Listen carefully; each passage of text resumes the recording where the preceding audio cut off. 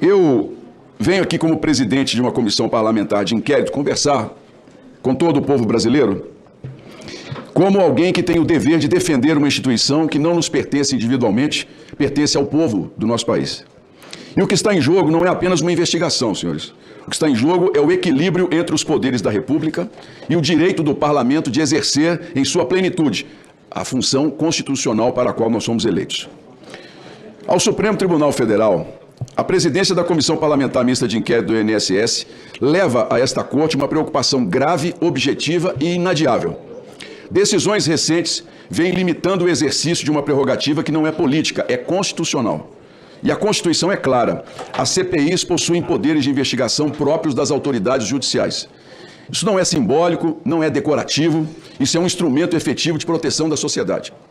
E instrumento constitucional não pode ser relativizado por interpretação circunstancial ou momentânea ou mesmo monocrática. A CPMI do INSS investiga um escândalo que atingiu diretamente aposentados e pensionistas. Pessoas simples, pessoas vulneráveis, pessoas que trabalharam a vida inteira e foram lesadas.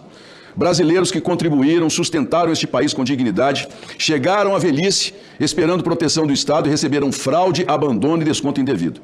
É dever deste parlamento, e eu tenho certeza que falo por todos os senadores, deputados, deputadas, senadoras dessa comissão. É dever deste parlamento ir até o fim. E não é por conveniência, mas por uma obrigação institucional. Na semana passada, estive no Supremo Tribunal Federal ao lado do relator CPMI, deputado Alfredo Gaspar, em reunião com o ministro André Mendonça. Tratamos de temas institucionais relevantes. Mas o momento mais marcante foi fora da sala, quando saí e voltei caminhando até o Congresso Nacional. Ao atravessar a Praça dos Três Poderes, olhei para o Supremo Tribunal Federal e fiz uma reflexão que eu acredito seja feita por todos os cidadãos de bem, pessoas que creem na justiça nesse país. Quando olhamos para aquele prédio, esperamos uma única coisa: justiça. Nada além disso, justiça. E justiça não comporta seletividade, não comporta antecipação de juízo e não comporta restrição prévia aos exercícios de qualquer tipo de investigação envolvendo quem quer que seja na República.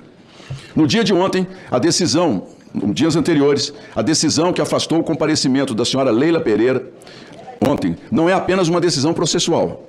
Ela avança sobre uma competência que é exclusiva desta comissão. Quem define o alcance da investigação é o parlamento. Quem decide quem deve ser ouvido é a nossa comissão. E isso não é um detalhe regimental, senhores e senhoras. Isso é a essência da separação de poderes. Retirar esse poder é esvaziar a CPMI na sua raiz. Não existe investigação sem liberdade para investigar quem quer que seja. Antecipar um juízo antes mesmo de ouvir é impedir que a verdade seja construída. O Brasil assistiu recentemente a decisões que ultrapassam limites institucionais muito claros. Estamos falando de interferência direta no funcionamento dessa CPMI. E isso não pode ser tratado como um episódio isolado. Estamos diante de um precedente, e precedentes moldam o comportamento das instituições. Se esse precedente se consolida, nenhuma CPI terá mais autonomia real. E um parlamento sem capacidade de investigar deixa de ser um poder fiscalizador, como a própria Constituição determina. Eu faço uma pergunta objetiva: desde quando cabe ao Judiciário estabelecer previamente o que pode ou não ser investigado por uma comissão parlamentar? Desde quando se antecipa um juízo antes mesmo da produção da prova? No caso das nossas testemunhas, eles são investigados num inquérito na Polícia Federal, aqui eles são testemunhas. Isso é preciso ser respeitado. Isso não é controle, senhores. Isso é restrição. Não se combate irregularidade impedindo investigação. Não se fortalece a Constituição enfraquecendo o parlamento. E não se preserva a democracia retirando dela os instrumentos de fiscalização.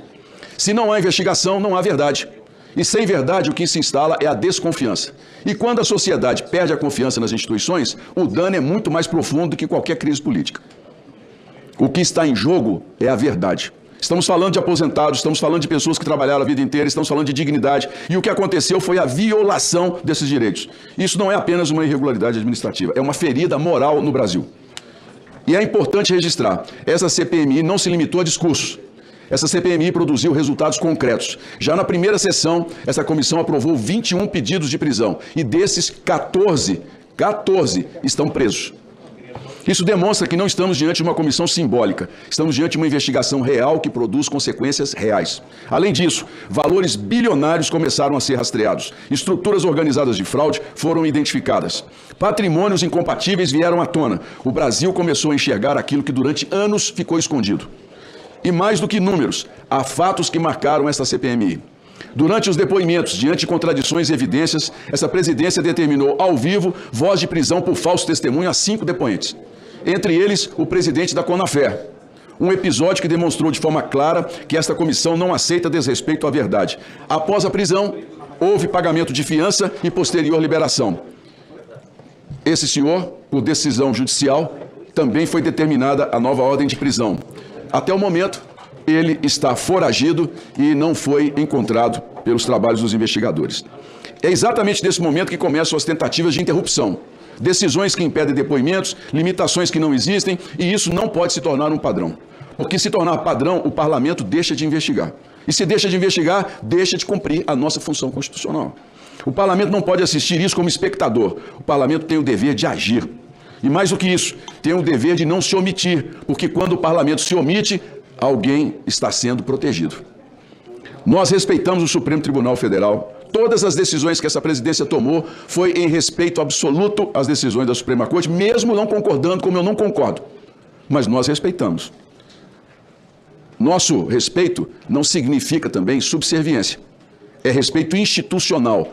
Não significa que nós vamos abrir mão das nossas prerrogativas. Harmonia entre poderes não significa que um poder seja submisso ao outro.